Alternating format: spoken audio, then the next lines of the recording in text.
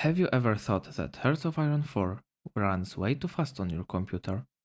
If your answer is yes, then you should probably reconsider your life choices. Anyways, today we are going to utterly demolish the Hearts of Iron 4, our favorite map painting simulator. If you've ever browsed the Steam workshop of this game, there is a great chance that you've noticed various X10 mods. These mods multiply all in-game modifiers and effects by 10. They usually don't touch negative modifiers, because then the game would be basically unplayable.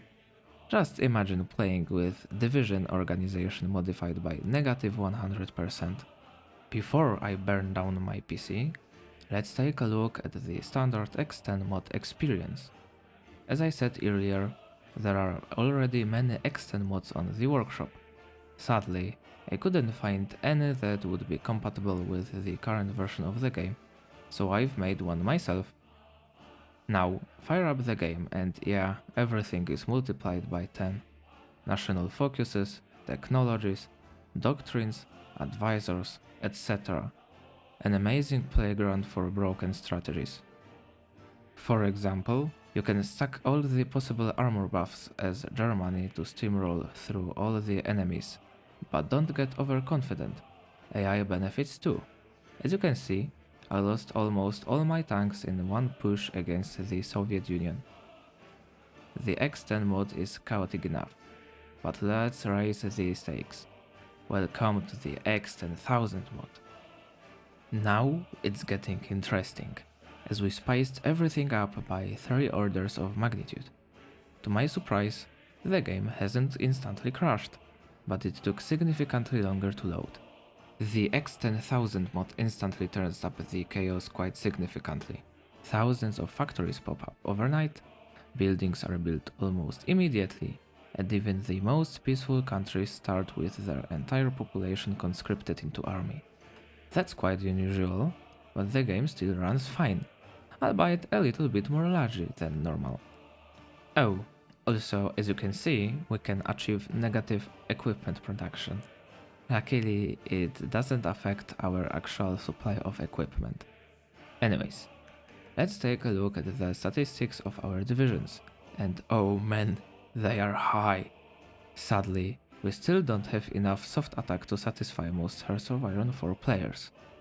Regardless, let's see what happens when we go to war.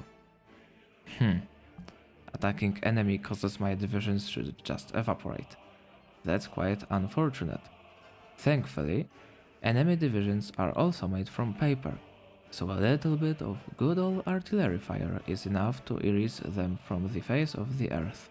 By the way, let's take a look at how my divisions perform in battle. Negative soft attack? Sure, let's go full reverse warfare. Heal your enemies to death. Despite my negative attack, after solid push, the entire German army ceased to exist. Sadly, moments after that the game crashed. It had to happen sooner or later, but still, I'm quite impressed by how much the old Clausewitz engine endured. Okay, X10000 mod was fun, but can we go even further? Seek no more than the X1 million mod. After launching the game, we can see that these numbers are broken beyond recognition. Some modifiers are definitely not happy with what I am doing. Nevertheless, let's try to load into the game.